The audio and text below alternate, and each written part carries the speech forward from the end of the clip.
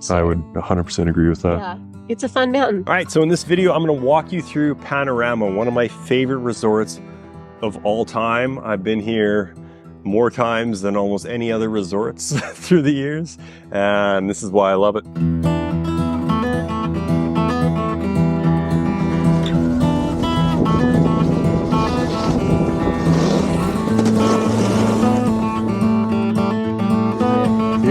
Yeah. Rivers winding, my words in my head. Shivering pines say that summer is dead. Chest feels hollow and my hands are numb.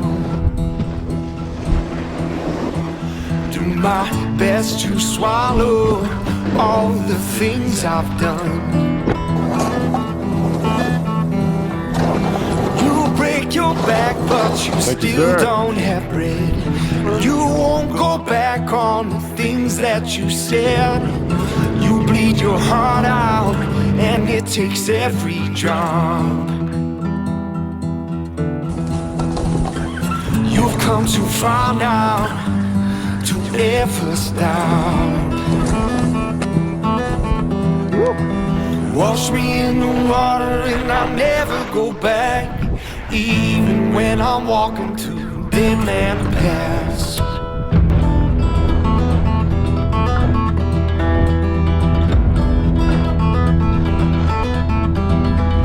You can't trust a man cause he'll just let you down.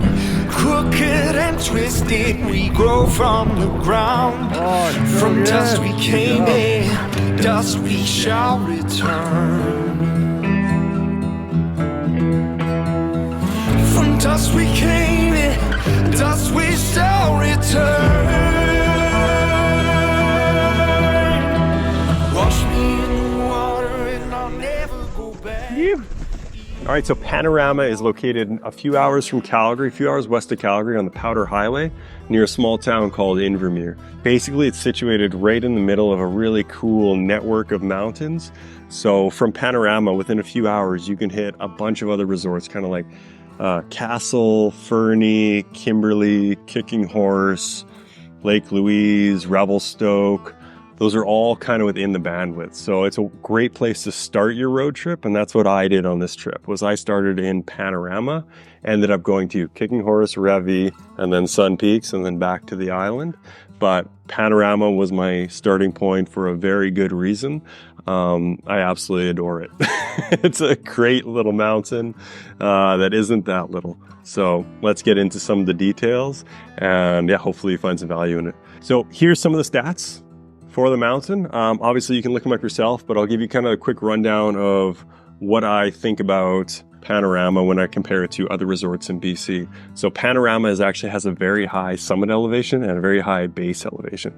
The base elevation and summit elevation are similar to a place like Kicking Horse.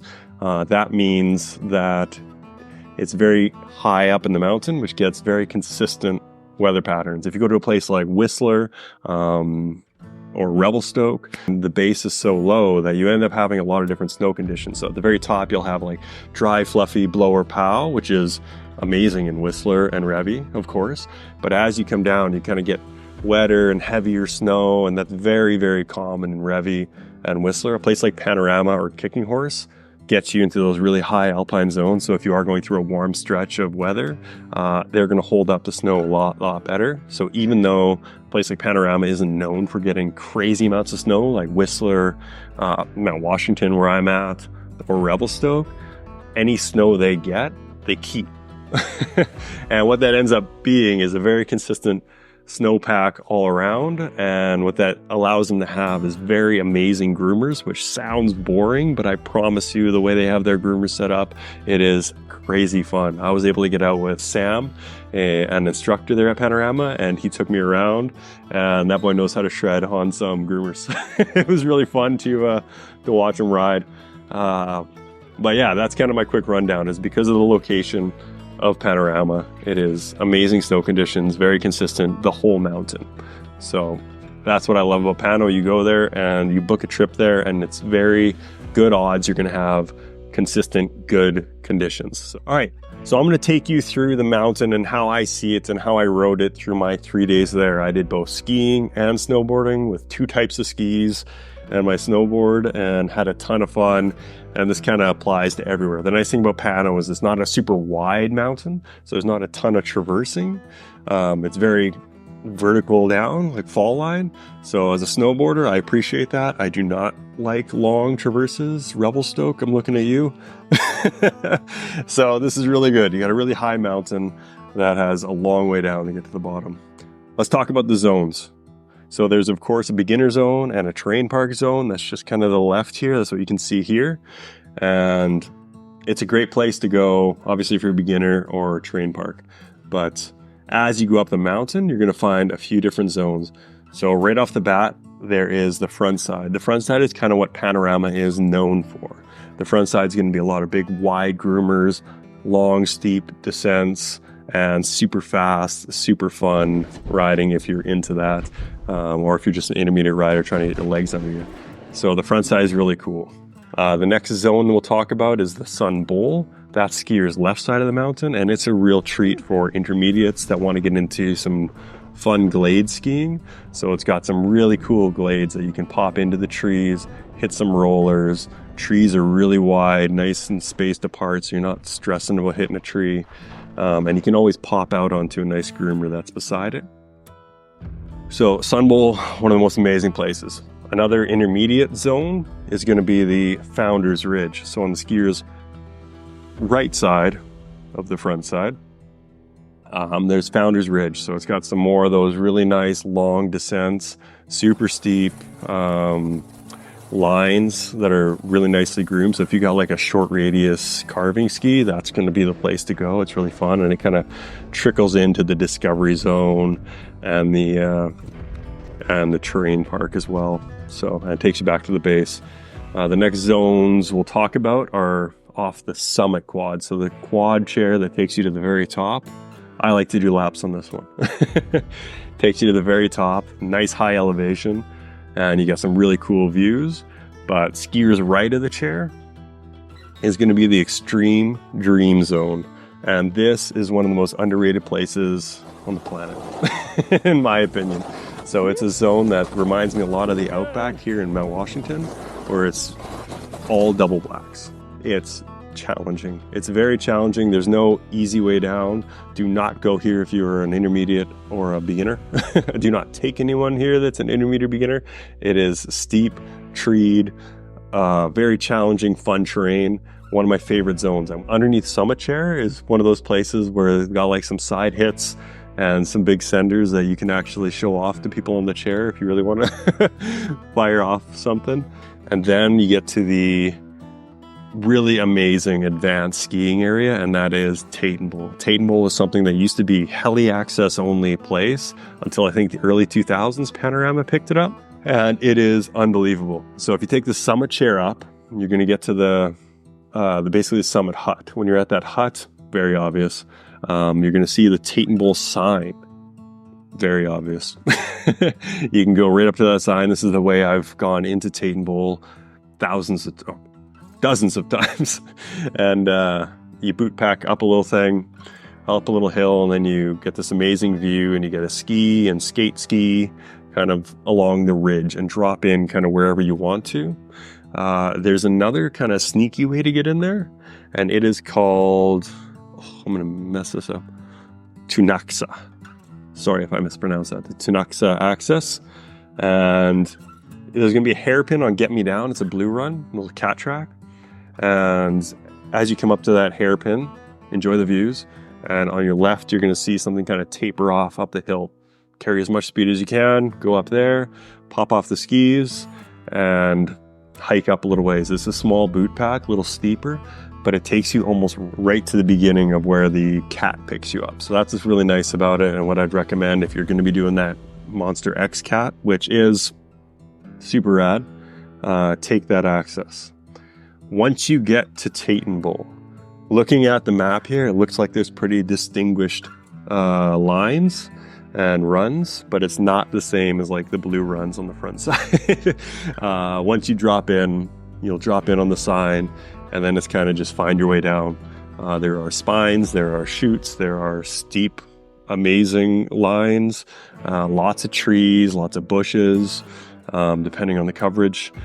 So picking your lines, pretty important, but it's very steep and it's hard to see kind of what's going on down there. But find your line, do that good. My warning is for this area, and just like the Extreme Dream Zone, is do not take beginners, do not take intermediates here. You're gonna have a bad time. I can't tell you how many times halfway down one of these runs I see a parent and a kid, and the kid is crying or the parent is crying. They're just having a stressful time. And it's stressful enough that that run is bad, but you can see in the map here, once they get down to the bottom of that run, it is a monster of a traverse out. It's not a hard traverse. You can definitely do it if you're a beginner, but by the time you get to one of these bases, your legs are going to be absolute toast. So it's a super long traverse out, takes you right to the bottom, and that will be the end of the day of any intermediate or beginner you bring in that area. Keep them on the front side, do a lot of the Sun Bowl if you got intermediate beginners, do a lot of the even Founders Ridge. Those are kind of the spots you want to be for that. But getting back to Taynton Bowl, I want to talk about the Monster X Cat. So the Monster X Cat they put in a few years ago, and it's a normal sized cat that takes you along the ridge and basically saves you about 45 minutes to an hour of hiking to get to some really cool zones on the back. Yeah, they hadn't had new snow in like a week or so, which is fine because like I said, any snow that hits Pano stays in Pano. Is not melting and freezing. So I just had to find it. And the cat was my access to find it. I was running kind of low on time. It was one of my last runs of the day. So I ended up doing Spectre, which is really cool. I went a little bit further down the ridge, found some really cool spots right on the ridge, and just the view was absolutely stunning. To look over this ridge and to be able to see the entire Taynton Bowl, to be able to see like all the ranges outside of Panorama was spectacular. So I took Spectre down. The top few hundred meters were great. It was like I got nothing but like fresh lines and not too much crunch underneath, and it was really, really fun. But it only lasted a few hundred meters, totally worth it. But past that, it was a little chunky and choppy to get down, and then it was that super long traverse. Still, 100% worth it. Highly recommend the Monster X Cat. They do a great job of running it, and on a POW day, I bet it would be spectacular. So one quick thing I'm going to talk about is the huts on the mountain. There's huts around here that make you feel like you're in Europe. So as you get up each chair, there's a bunch of different huts all along the way. There's a summit hut at the very top that has great snacks, good coffee, good food. There's the Hut 1 at the very top of Mile 1 Express. I don't go in there very often, but I'm sure it's got good food. And the real treat of this mountain that nobody seems to know about, including me.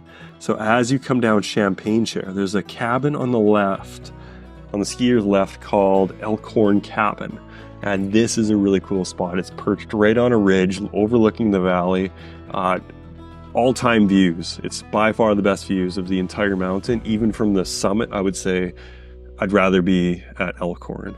It's got a really cool European kind of inspired menu, coffees, drinks, beers. It's really, really cool. It's just off of Groomer, so anyone can access this place, and I highly recommend you check it out. Elkhorn, do it. All right, so that's the mountain. Let's talk about the vibe and who this place is for.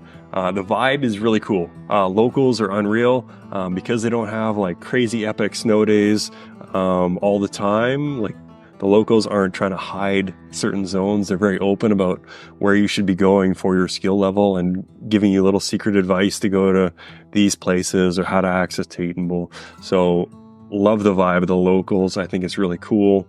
There's definitely places that have like that negative vibe of saying, we don't want anyone that's not a local here. And I think that's really frustrating. And Pano is not that. It's very, very welcoming. Love the vibe. Completely passes the vibe check. Who this place is for, like I said, for someone that's been there dozens of times through decades, in my opinion, it's ideal for groups of friends and families. And the reason I say that is because there's so much amazing access to places. So you have places on the mountain that are very intermediate friendly. You got the Founders Ridge and you have the Sun Bowl. and you have the super advanced stuff. So if there's a group of guys or girls that want to go to like the advanced stuff, they can go, and it's really easy to meet up at places all over the mountain. If you're a family with some younger kids that want to go rip on their own, or if you got some parents that are kind of like wanting just to do the intermediate or blues, it's all a great mix. And you can plan to meet at really cool places, right? You can plan to meet at the Summit Hut. You can plan to meet at the Elkhorn cabin. You can plan to meet at Mile 1 or just the base. So accommodation at Panorama is basically on hill. You want to stay on hill. It's about a 40-minute drive from Invermere, the small town down below, all the way up to Panorama. And there's limited parking, limited access. You get to take a really cool gondola to the base of the hill, but it's time consuming. You got to pack the car. And the nice thing about Panorama is it's affordable. It's still a ski resort. I'm not going to lie to you and say it's $20 a night, but it's affordable, and they have ranges of pricing. And where I stayed was a place called The Approach. This is a newly renovated place. It wasn't called The Approach before. I don't remember what it was called. It is a place that is right at the base of the Mile 1 Express, and it's one of the best locations. There's a coffee shop right there. The bar is right there. T-Bar is right there. And it's a really cool place for good groups of friends to go. It's a very simple, updated hotel room, but basically just a hotel room. My room had a great, huge canvas painting or canvas photo in there. And the key things that I care about in a hotel were good. It was clean. The bed was comfortable. The pillows were comfortable. The blanket was warm, and the bathroom was clean, and the shower had pressure. That was honestly all I cared about.